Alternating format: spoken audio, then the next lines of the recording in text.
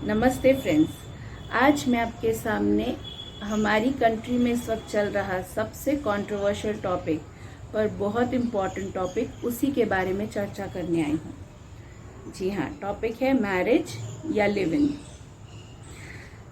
हाँ, शायद बहुत लोग ट्रोल भी करेंगे, पर फिर भी ये एक इम्पॉर्टेंट टॉपिक है, हमारी सोसाइटी का एक बहुत ही ज़्यादा अहम टॉपिक है। तो मैं इसके बारे में अपने व्यूज़, अपने थॉट्स ज़रूर शेयर करना चाहूँगी, अपने आप को ज़रूर एक्सप्रेस करना चाहूँगी।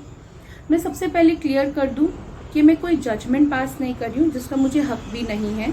कुछ लोग जो मैरिज के फेवर में हैं बट लिव इन के अगेंस्ट, और कुछ लोग जो लिव इन के फेवर में हैं बट मैरिज के against. All due respect to both kinds of people. आप जो भी मानते हैं, जो भी बिलीव करते हैं, मैं आपको जज करने का हक नहीं रखती, और डेफिनेटली सबके अपने ओपिनियन है और मैं उनकी रिस्पेक्ट भी करती हूँ। पर मैं बस सोच रही थी कि ये आया कहाँ से। कुछ टाइम पहले, अ डिकेड और 2, क्वेश्चन होता था अरेंज मैरिज या love marriage, which one is better. और अब तो शादी ही नहीं करनी, शादी करनी है कि नहीं, अब ये क्वेश्चन है। तो मैरिज और live in, which one is better. ये थोड़ा लंबा टॉपिक होगा, इसको हम थोड़ा डिटेल में बात करेंगे, और ये वीडियो बोरिंग ना हो जाए इसलिए मैंने इस टॉपिक को 2 पार्ट्स में डिवाइड किया है। पार्ट ए, जिसमें हम इसके बारे में बेसिक बातें, इसके कॉजेज और इसको थोड़ा समझेंगे, ठीक है। और पार्ट बी, जिसमें हम इसके पॉसिबल सॉल्यूशंस के बारे में डिस्कस करेंगे। तो चलिए आज हम मैरिज और लिव इन का पार्ट ए स्टार्ट करते हैं। इसके लिए सबसे पहले थोड़ा बैक में जाते हैं और मैरिज को समझते हैं। बहुत इनिशियली अर्ली मैन के टाइम पे, जब शायद इतना ज़्यादा स्ट्रक्चर्ड मैरिज का कंसेप्ट नहीं होगा, तब भी हमने पढ़ा है कि लोग ग्रुप्स में रहते थे। जो मेल है, that being the physically stronger gender, वो बाहर जाते थे शिकार करने के लिए। They are the providers, right. वो ग्रुप में जाते थे। फीमेल और बच्चे वो एक जगह पर सेटल हो जाते थे, और जो वहाँ रहने की दूसरी नीड्स हैं, कुकिंग, क्लीनिंग, वो सब करते थे, और वो भी साथ में रहते थे ग्रुप्स में। तो लोग ग्रुप्स में रहना प्रेफर क्यों करते थे? एनवायरमेंटल थ्रेट से बचने के लिए, किसी अच्छे बुरे समय में एक दूसरे के साथ रहने के लिए, कि भाई मिलके कुछ करेंगे तो बच जाएंगे, सर्वाइव कर लेंगे। उसमें से शायद फैमिलीज का कंसेप्ट हो गया, और ऐसे धीरे धीरे मैरिज केम इनटू एग्जिस्टेंस। अब आज के टाइम में भी पेरेंट्स क्यों चाहते हैं कि उनके बच्चों की शादी हो, बेटा या बेटी, यहाँ जेंडर इशू भी नहीं है। भाई, आई बीइंग अ पेरेंट, मेरा बेटा हो या बेटी, मैं तो चाहूंगी ना उसकी शादी हो। क्यों? क्योंकि मुझे पता है कि आज तो मैं हूँ, उसका ध्यान रखने के लिए, उसको सेफ फील कराने के लिए, उसको लव्ड फील कराने के लिए, उसकी बेसिक डेली नीड्स को मीट करने के लिए। कल जब मैं नहीं होंगी, इस दुनिया में एग्जिस्ट नहीं कर रही होंगी, तब मेरे बच्चे के पास कौन होगा उसका अपना कहने के लिए, सेफ फील कराने के लिए, लव्ड फील कराने के लिए। और इस कंसर्न के साथ हम चाहते हैं कि हमारे बच्चों की भी शादी हो, उनका भी अपना परिवार हो। फिर ये सब सुनने आता है कि दोनों पार्टनर्स में से कोई एक, जो शायद उस शादी में वीक है, उसके साथ वायलेंस हो रहा है। डोमेस्टिक वायलेंस, फिजिकली या वर्बली अब्यूज करना, डिसरिस्पेक्ट करना। कहाँ गई सेफ्टी? घर में ही जला दिए जाना, जिंदा जला दिए जाना, मारना, पूरी बॉडी पे ब्रूजेस होना, सेल्फ रिस्पेक्ट की धज्जियां उड़ जाना। कहाँ गई सेफ्टी? इसे कहते हैं फैमिली। इसके लिए कराते हैं पेरेंट्स अपने बच्चों की शादी। हाँ, किसी टाइम पे सुना चाहता था कि फीमेल के साथ ज्यादा बुरा हो रहा है, घर में जिंदा जला दे रहे हैं, डोमेस्टिक वायलेंस हो रहा है दहेज के नाम पर या और किसी भी इशूज की वजह से। पर अब तो दोनों जेंडर्स के साथ हो ही रहा है, ठीक है। तो मेल फीमेल इक्वालिटी पे तो हम फिर नेक्स्ट वीडियो में या फिर कभी बात करेंगे। फिलहाल अपने टॉपिक पे रहते हैं। तो कहाँ गई सेफ्टी, कहाँ गया प्यार? और वो बच्चे देख रहे हैं। पता है, आपने सुना होगा, जब माँ बाप की लड़ाई हो रही है, हस्बैंड वाइफ की लड़ाई हो रही है, अब्यूजिव हो गई है, तब कोई बोलता है कि बच्चे देख रहे हैं, बच्चे सुन रहे हैं, उनके सामने मत लड़ो, उनके दिमाग पर खराब असर पड़ेगा। खराब असर, लिव इन उसी का खराब असर है जो पड़ गया आपके बच्चों के दिमाग पर। हम यहाँ 90% लोग के बारे में बात कर रहे हैं, एक जनरल बात कर रहे हैं, कुछ 10% एक्सेप्शनल केसेस होंगे, वो हम बाद में डिस्कस करेंगे। पहले हम ये 90% सिनेरियो हमारे देश का डिस्कस कर लेते हैं। एक बच्चा है, उसने अपनी खुद की फैमिली में अपने पेरेंट्स को शादी के नाम पे परेशान होते रोते हुए देखा, ब्रूजेस देखे, मारना पीटना देखा, शायद फाउल लैंग्वेज भी सुनी, या फिर रिलेटिव्स में, आस पड़ोस में, फैमिलीज में, फ्रेंड्स में, कहीं ना कहीं तो ये सब देखा ही होगा ना। बड़े होते होते क्या वो शादी को रिस्पेक्ट करेगा या करेगी? क्या वो चाहेगा या चाहेगी कि हाँ मेरी भी शादी हो और बाद में मेरा पार्टनर भी मेरे साथ ये करे? नहीं चाहेगा ना। तो हमने ऐसा क्या किया कि हमारे बच्चे, ये बाद की आने वाली जनरेशन शादी से डर गई? या फिर हमने ऐसा क्या नहीं किया कि हमारे बच्चे विश्वास कर पाते कि शादी भी एक अच्छा रिश्ता है, उनके लिए अच्छा है, वो उनको सेफ फील कराएगा।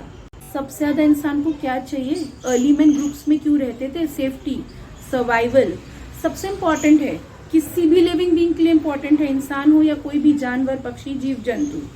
आप अपने घर के अंदर ही मारे जा रहे हो, पीटे जा रहे हो, अब्यूज किए जा रहे हो, मर्डर ही हो जा रहा है भाई। कहाँ गई सेफ्टी? कहाँ गया परिवार? किसके लिए कर ले हम शादी? फिर उसके बाद आता है इमोशनल नीड्स, मेंटल स्टेबिलिटी, सबकी तो धज्जियां उड़ गई घर के अंदर।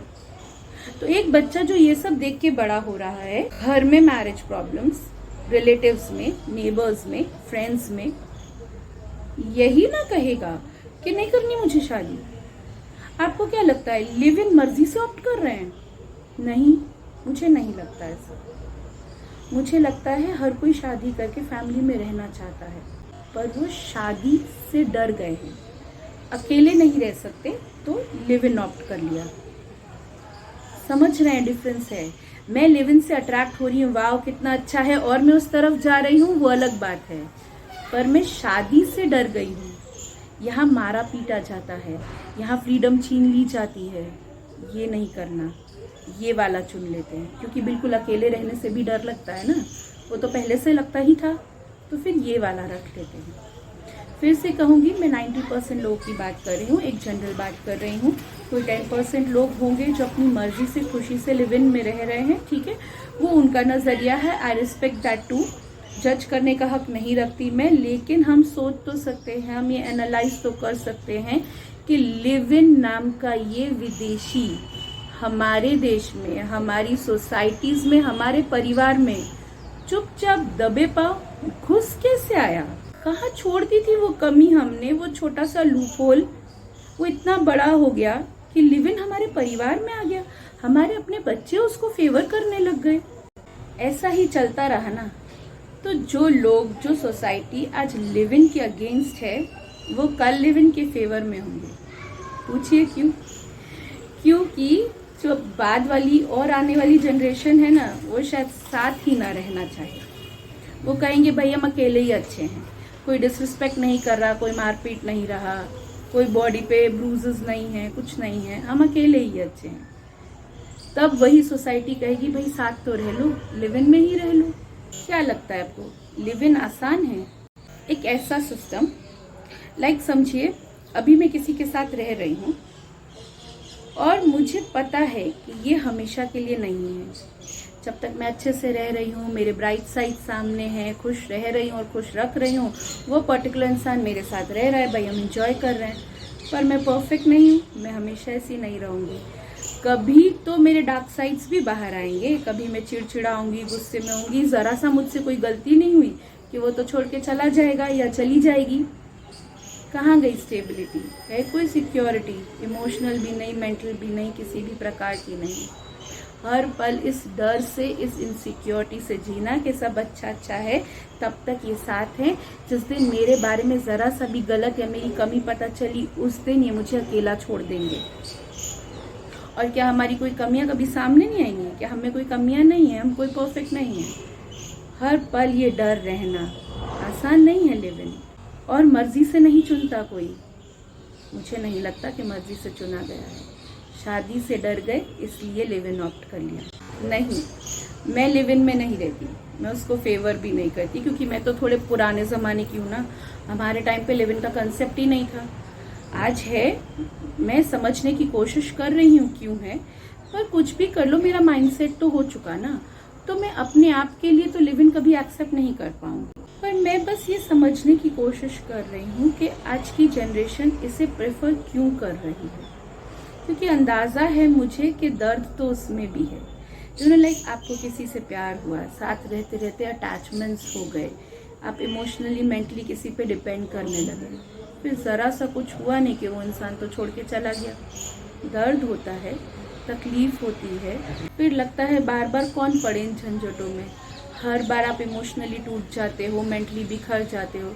इससे अच्छा है किसी के साथ काम से काम का रिश्ता रखो, तुम अच्छे तो हम अच्छे, हम अच्छे तो तुम अच्छे, और जब जिसको प्रॉब्लम हो भाई चले जाना, हम तो चले जाएंगे।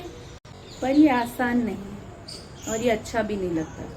कोई सिक्योरिटी स्टेबिलिटी है ही नहीं, रिश्तों की कोई बुनियाद नहीं। हर पल दिल लगाने से डर लगता है, किसी से जुड़ जाने से डर लगता है। साथ रहते हैं पर अकेलापन हद से ज़्यादा है। इस टॉपिक पे जब भी सोचती हूँ इमोशनल हो जाती हूँ, घबरा जाती हूँ। हमने हमारे बच्चों को, हमारी बाद वाली जनरेशन को एक बहुत खूबसूरत रिश्ते से अलग कर दिया। हम उनको दिखा ही नहीं पाए कि वो रिश्ता खूबसूरत भी हो सकता है। हमने उनके सामने जो डेमोन्स्ट्रेट किया वो बहुत ज़्यादा हर्टिंग था, डरावना था। उससे बचने के लिए लिव इन ऑप्ट कर लिया। हमारे बच्चे, हमारी अभी की जनरेशन और भी ज़्यादा अकेली हो गई हैं और भी ज़्यादा तन्हा हो गई हैं। इस पूरी बड़ी सी दुनिया में किसी को अपना नहीं पाती है।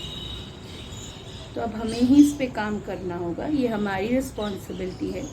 तो इसके बाद वाले वीडियो में, इसके सेकंड पार्ट में हम बात करेंगे कि क्या पॉसिबल सॉल्यूशंस हो सकते हैं इस अकेलेपन को दूर करने के लिए, वापस शादी में विश्वास जगाने के लिए। तब तक के लिए थैंक यू, नमस्ते।